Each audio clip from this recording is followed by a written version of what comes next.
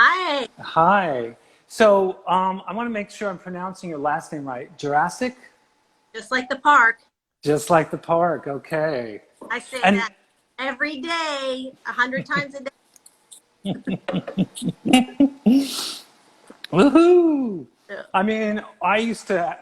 Ryan is more common name now, but I used to have to kind of say, no, it's not Brian, it's Ryan. But now everyone's used to it. So. People think that I'm Les and not Lex. I think I'm a Leslie. Oh, like a short. Okay.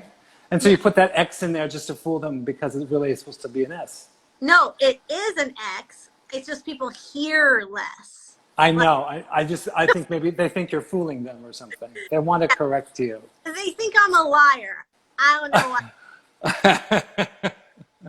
She doesn't know how to spell Les for Leslie, so we're just gonna No. assume that. Yeah. So when I'm at Starbucks, Uh I just say Veronica. huh. Now, are you really into the new Archie series that's on? Oh, it's not new. It's like the third season now. There's an Archie TV show. I don't know. I don't watch it. I'm aware of it. I'm well aware. I'm not a frequent watcher, but I still have like old timey TV watching patterns. Meaning, if it's on, I watch it. Oh, I see. That is old timey. I got that too. Like, it's time for the news. So I watch it. Right. So the ritual of it. Yeah. Let's talk about how we know each other. Let's talk about when we first met. Do you remember? Grinder. No. Right. We first met at a party, and I think it was you and your daughter sitting on a couch, and you introduced yourselves to me. Yeah. Yeah. It was at a party, and I said, "What a handsome couple you are." Oh, that's nice. You're a Yeah. big couple. Thanks. That's nice. I'm happy to be called handsome. That's always a nice thing. Yeah. Yeah, and that was a party, like in person.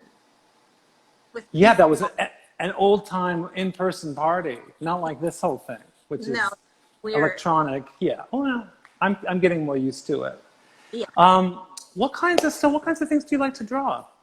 Well, when I was very young, I drew really compulsively. Like when I was in like 4th and 5th grade, like just filled up like sketchbooks of like dresses and clothing.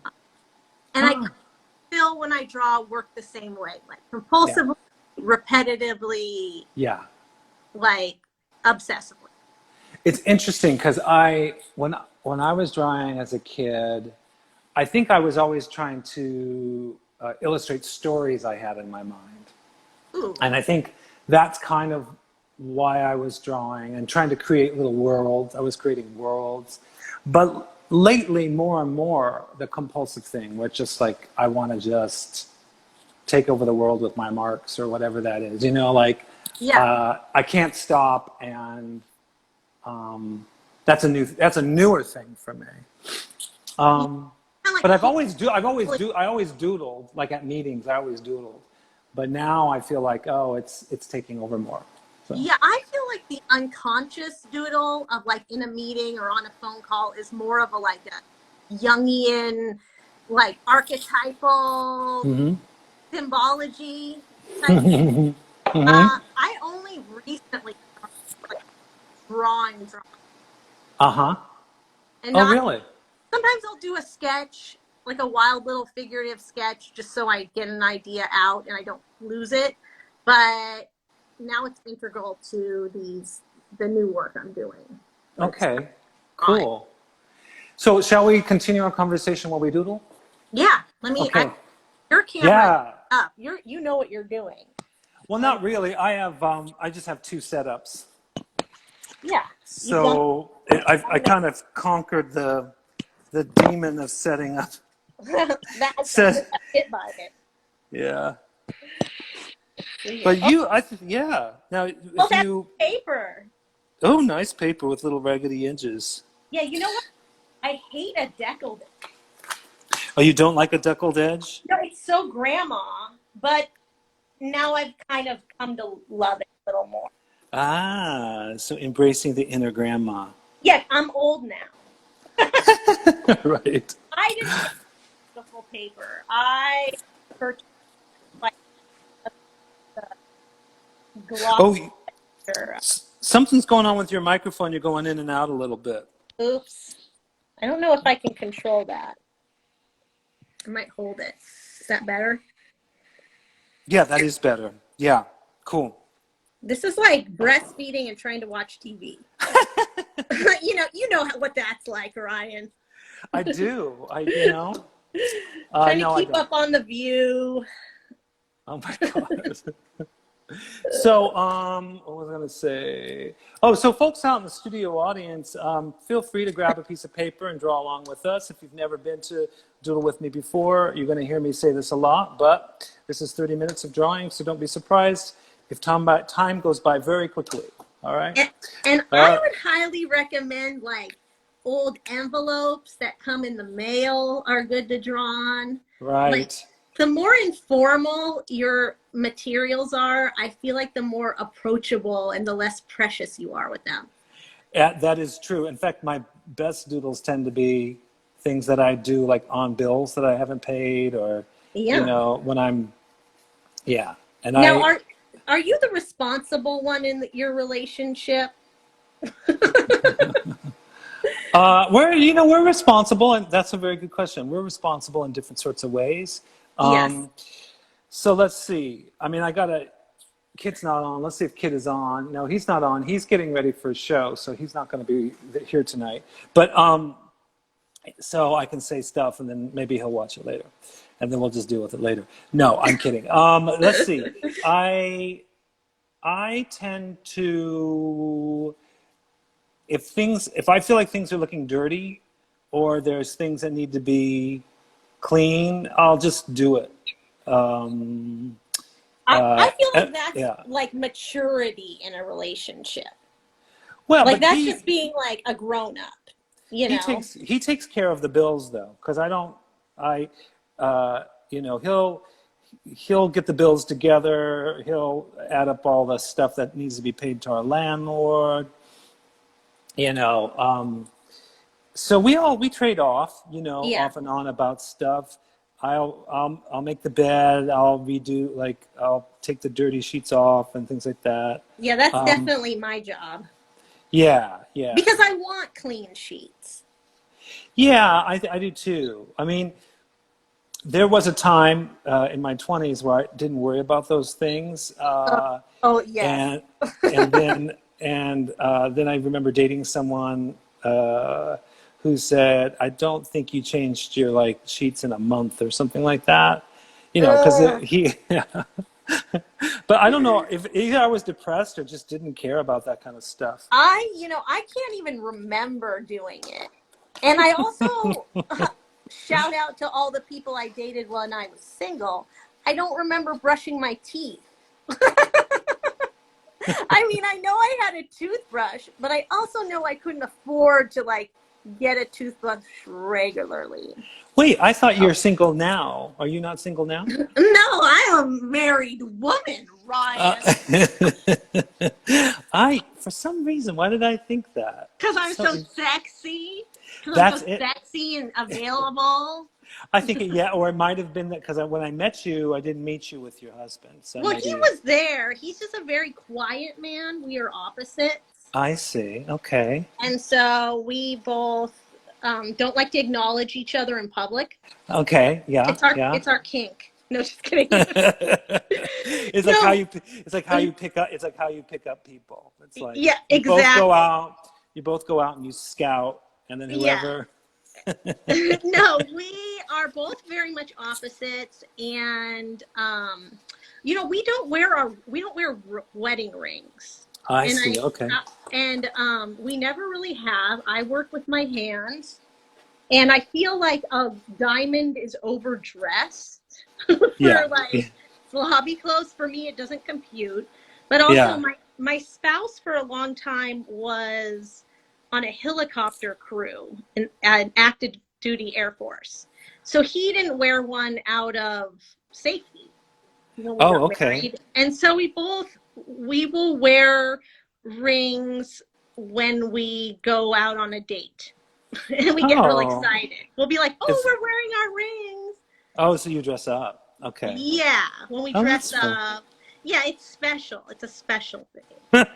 I don't know. That's good. No, it's always interesting for me to hear like how other couples are because yeah, I mean, we all do the coupling differently. I Well, don't know. Do Kid and I dress up? I guess we do now and then. Yeah, we used to a lot more, but since we moved right. here, there's not really the pressure to Dress up. Well, and to dress especially to impress. especially the summer here, it's so hot. It's like you find one outfit that works and you wear it till you sweat it to rags. Yeah, yeah, You know, it just yeah, does its thing and then you're like, bye. yeah. Until all that salt kind of all the salt stains meet together, and you're just wearing like one salt Yeah. suit And of you pull it armor. out next year and you're like, oh, Wha- how did I ever wear this thing? What's happening? How long have you been in Tucson? It's been about, I think we're probably going on third year. Yeah, Yeah, probably in July maybe. yeah. Um, I mean, we had a year where there was no pandemic, then we had a year with a pandemic, and now we're, in our weird in between year now. Yeah. So yeah, yeah. They say that it takes 2 years to become a local anywhere you move. Yeah, but I kind of feel like we can't count the Nope. during pandemic, not count, can't count the pandemic year. So I we're, in my mind it feels like you've been here longer I've than had like 5 jobs since I really have had 5 different jobs since I've been here and met people in different sorts of ways. And I mean, it's crazy. Yeah, that Yeah, it certainly happened helps. really, yeah, it happened really quick. I just was like, boom, boom, boom with the jobs. Just Yeah. because it's the arts and so they run out of money, that kind of thing. So, Yeah, we know how that goes. yeah. There's overturn. So how, I'm just kind of curious because I know that you have a studio. I know you teach. We both have like a teaching background. Yes. We both teach. But also, how do you kind of survive? Like I'm just kind of curious about how that works. Well, when I met my spouse, we were children. I was only Uh-huh. like 25, and I Uh-huh. got married at 27, and now I'm in my 40s. So when I met Uh-huh. him, I had nothing except passion and I feel like my work is a calling. So he was active duty, and so there was kind of a deal like, hey, you get to do your thing, and my job is going to take us places. And for me, Oh, my constant was my work. So right. it So you could benefited go me. anywhere. Hmm. Yeah, I could Okay. do it anywhere, and also it was a benefit to me. And then when we had our daughter, that also, like, I could be a full-time mom, and Hmm. I could give everything, but I never had to sacrifice anything because I could Right. still work on my art, and then I always pick up jobs here and there. you Right. know I like to work, but Tucson, I really haven't found a a long-term job that really suits what I'm looking for, which is solving creative problems. Right. Right. Like, I worked Right. at Nordstrom's in their visual department for a while when I lived in Huh. Seattle. And I Huh. also really like jobs where I don't have to think Yeah. creatively. Like, I like to sort berries. I've done that. I like to, like, compulsively repetitive things. Right. That I enjoy that. I enjoy the jobs no one else wants to do because they're mindless. Yeah. No, I actually some of my best jobs were like that. Yeah. I think that my worst jobs were when I had responsibilities like you know um, cash registers and things like that. Oh, Not cash just registers are because then so because you stressful. it's stressful because you got to count it at the end and it better all Girl, come out yeah. okay and all that. So I never always yeah. Yeah, Uh, I worked for a farmer in Seattle at various farmers markets, and I preferred the job no one wanted, which was sorting berries and getting rid of the moldy ones. Okay. And they don't. Over working with like counting back change. I love customers. I just Yeah. don't want to count back change. Oh yeah. I like it. We have lots of rules for what we will do and not do. And Yeah, and it comes that's down to very small things.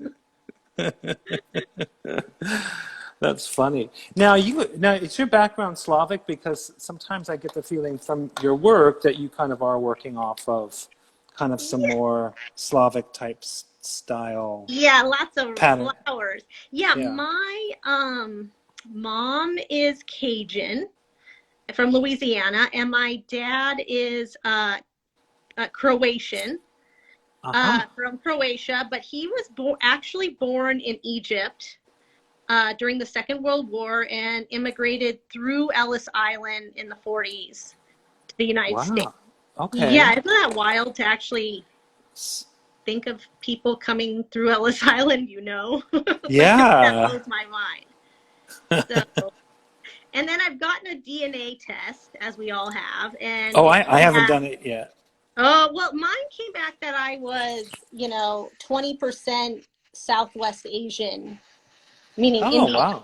Indo-Iranian. And so my Croatian side is quite swarthy compared to like cousins in Croatia.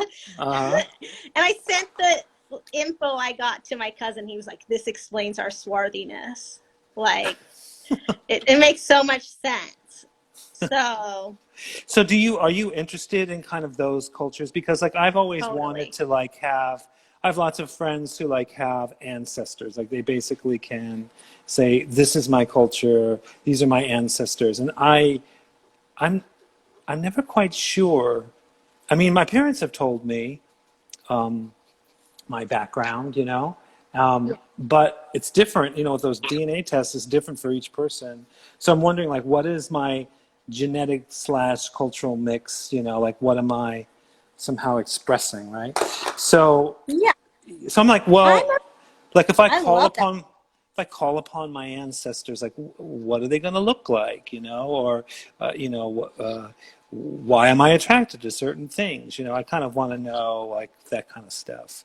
And do you kind of have you done research into all that or? Well, I know that my Oh, your mic just went out. oops, Oh, there you go. it's my Okay. hand do it, my sweaty hand. Oh, okay. My paternal grandmother, her brother is uh is a well-known artist in Croatia. And when we Okay. went there, we went to the National Art Museum and saw his work. His name's Gabre Rajcevic.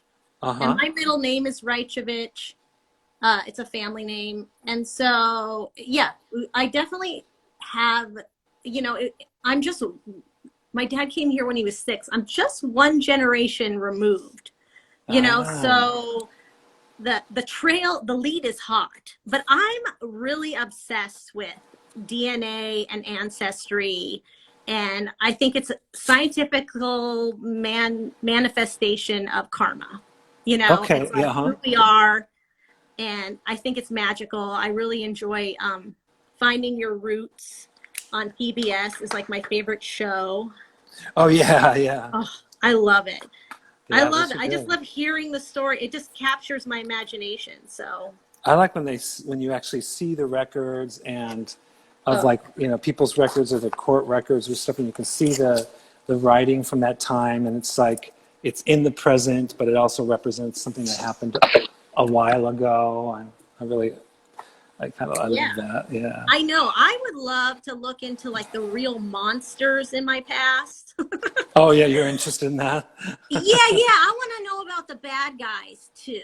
Like, we all celebrate, well, because the things that are lost in our family traditions and our stories and our ancestry are the things that have shame and the things Yeah, we yeah. don't talk about. So, having like half of my ancestry being these white people, Cajuns, French, they're the worst. Why The are they? French are the worst of the worst. I will say that with French on both sides of my lineage. Why are they the They worst? What's they are making? the always. They're like, and then the French got the slaves, and it's like Jesus Christ. So I would like to know more about like the burden I bear That today, so right. that I can feel an impetus to resolve that in some way, Mm, or to make reparation like really mm, directly.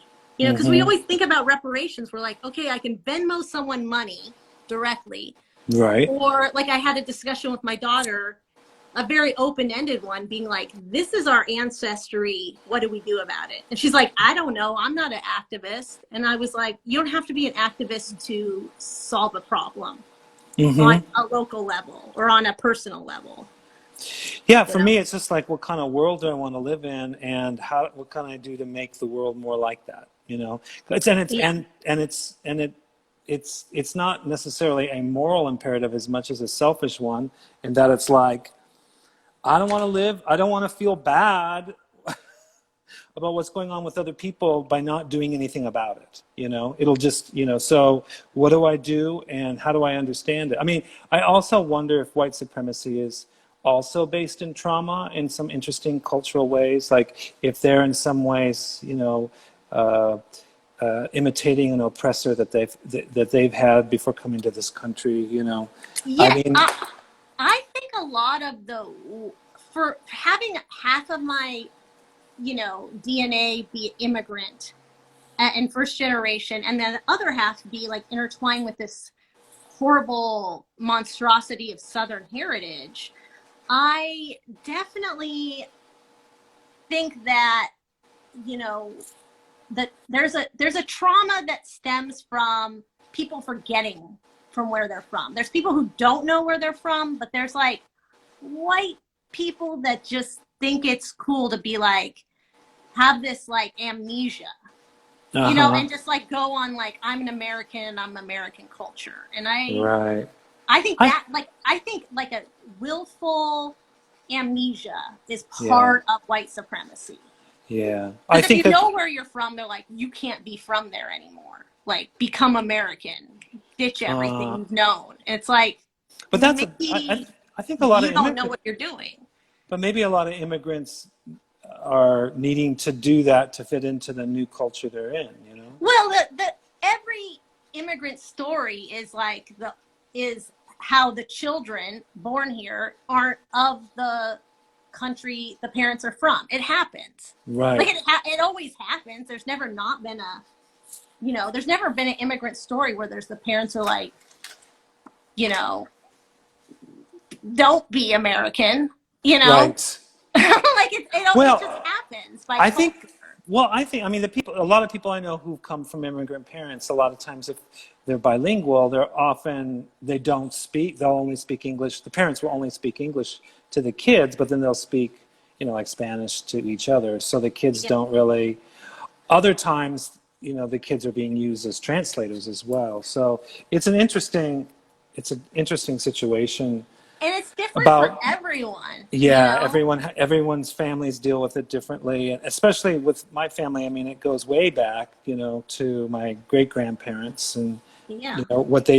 how they decided to do it, and I never really thought about like what parts of their culture they brought to America with them, or what they were running away from, and what they may have psychically carried on through the family, Yeah. that wasn't dealt with there. I mean, especially from the, Russia and the Ukraine and Austria, probably Yeah. around World War One. I mean, there's terrible things that are happening, right? At the Yeah. same time, you come to a new country, and then you kind of join in on the racism because you don't want to be the one that sticks out as a Oh, sore thumb. So, yeah. I definitely was very close with my Croatian grandparents. We spent every Saturday, my brother and I, at their house, uh-huh, and we just with my grandparents hanging out. And, uh-huh, and this was in South Seattle in an area that was called Garlic Gulch, meaning it was Polish. The neighbors were Polish. There were Italians. It was all these like swarthy others, I'll call them, that loved olives. uh-huh, And like this mishmash of people together, these immigrant communities. And then when I finally went to Croatia, I could see like, oh, my grandparents bought a house on a hillside and they grew grapes, and the house was set up in a certain way that fully mirrored everything we saw in Croatia. I Really? was So like, this you, wasn't just a coincidence that they bought this house. I mean, it was probably unconscious, yeah, but it it was, definitely was glaringly, I could see it. I could see yeah, why. yeah. It's almost like this is what we think a good house is, and this is what we got in America. Yeah, Yeah, yeah.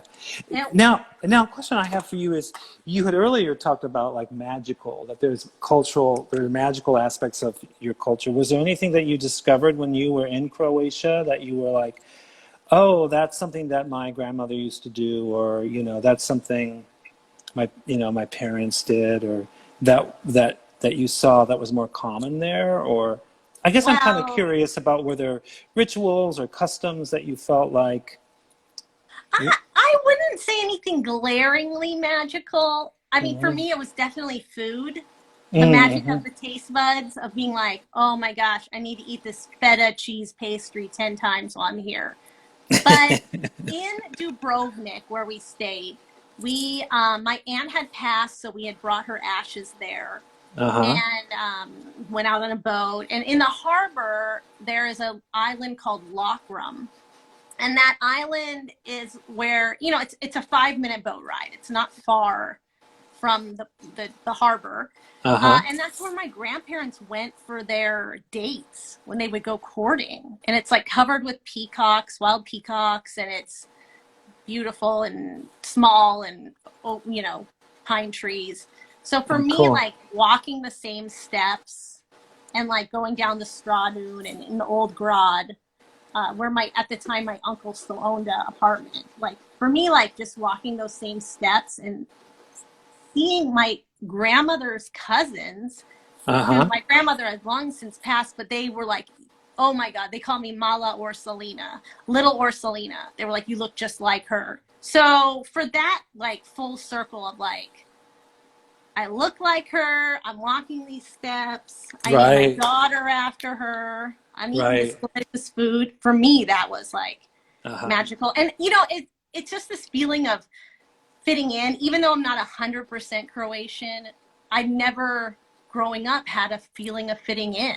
Right. That's what I I think. always, I always felt othered with my, a family with half siblings that weren't quite you. I mean, the first time I ever felt like I blended in was in the Zocalo of Mexico City. And I was like, oh my gosh, this is what white people feel like all the time. I was like, wow, I don't stick out. Yeah, yeah. That feeling of fitting in is a really interesting thing, especially in America, where it's supposed to be like everyone, everyone can be an individual, and the whole idea is it's a democracy where we're all Yeah, equal. you can be It's an individual as long as you're just like us yeah, and it believe the really same things. yeah, it's something I'm realizing more and more. That's a fucking bullshit bill of sale right there. Yeah. Like independence, but for only the like-minded. And the magical thing is interesting to me too, because the magic is also like a way, like I'm different, and so now I've found this culture that somehow I'm able to access things that I couldn't access in my own culture, right? Like I couldn't access these feelings because I never felt like I had a place here. Now I found a place where I feel like I fit in more, and now I can maybe But feel those feelings more.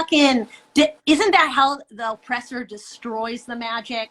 By limiting your knowledge of that history, whether you're brought here Right. as an enslaved person, whether you're indigenous to this country, like that's the whole way of destroying culture and causing that trauma, is to Yeah. create that amnesia, to Yeah. create that like missing thing that you're always going to be searching for, and then they re-traumatize you by bringing Right. stuff up and electing assholes, and you react and you're still in the same place. Yeah. It's been interesting because I go to pop culture a lot for my culture, Like I watch things that aren't really like that great, but I kind of Me too. collage, I, but I collage them in my mind to be great. You know, like I kind of add on to the story as I watch it, Oh, and fully. say this is my story, and I'm all these characters in different sorts of ways, and I kind of have tried to, you know, basically collage together my own culture for me because I didn't really ever respond to the American culture. So when I'm at the gym, I have to, you know, and I'm at a gym. People hear this all the time who've come to this show. I apologize that I talk about the movies they show at the gym, but I think more and more I'm watching these movies and I love them. The CGI is over the top, amazing visually. It's like crazy psychedelia, Marvel comic nuttiness, like externalized energy fields and magical dimensions that are like combining into reality, and it's like amazing while I'm just like running on my treadmill. But Yeah, I'm with you on that. I watch The View when I work out. and well, that's a little different, but yeah, I get. But one of the things is, I feel like, oh my God, Hollywood is such an amazing propaganda machine, and is trying to replace people's want for site-specific or cultural, like cultural connections to place into these crazy CGI virtual worlds are all like these crazy mythologies. And I watch this stuff and I'm like, this is just nuts, you know, that now there's generations of people who have these crazy Marvel comic mythologies of broken people who have supernatural powers, you know. It's been very weird. I've never watched Marvel movies until recently, so I guess I'm feeling that. Yeah, it's very like Chomsky-esque, like about the whole like, have men put their, tribalism into sports, so they're not gonna use that power outside of this Right. this little masturbatory thing, whether it's true or not, I don't know. Well, But it's the same thing, because it's like, well, if you asked an American, like, what's your culture then? Like, if you came to this country, it's like, well, most people learn English by watching movies. And what right, movies are we watching? What pop culture are we watching right, all together? And then if you said to an American, like, what's your history? Like, then, okay, if you want me to be American, what is that? They would be like, Star Wars. right, Like that really, right, I mean, we don't go back that far right. to have it be like, And it's kind of a crazy, something majestic. it's a kind of a crazy schizophrenic thing because it's not connected to any connection to land or to place or to nature. It's like these crazy I mean, is it like supernatural beings. I have to say, because I watch, we talked about this, I watch a lot of drag, drag race, and I'm watching these Marvel comics, and I'm like, this is drag too. Like, this is a crazy transformation that allows these people to have confidence to fight their fears and battle their woes. You know, it's the same thing that drag does for people. You know, so it's true. It's It's just, all about the outfits. they're very But it's body also, conscious. Yeah. I always think like, okay, so those mythologies in these Marvel comics are based on like the archetypes that Joseph Campbell talks about. But then I think about like new narratives and the voices we haven't heard, that we're seeing people that haven't been represented in pop culture or in film.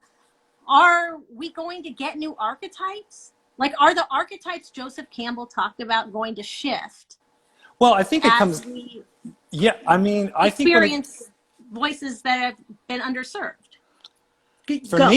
for me, it's like, you know, once these older white guys and all of their fantasies that are just very much connected to how they grew up and their kind of like suburban lifestyle that they aspire to or want to stay in is going to be very different when you have people from another background and other cultural backgrounds and stuff like that. So will the archetype? My question is, will the archetypes remain the same? Of like the warrior, the princess, or is it new? As gender grows and becomes faceted.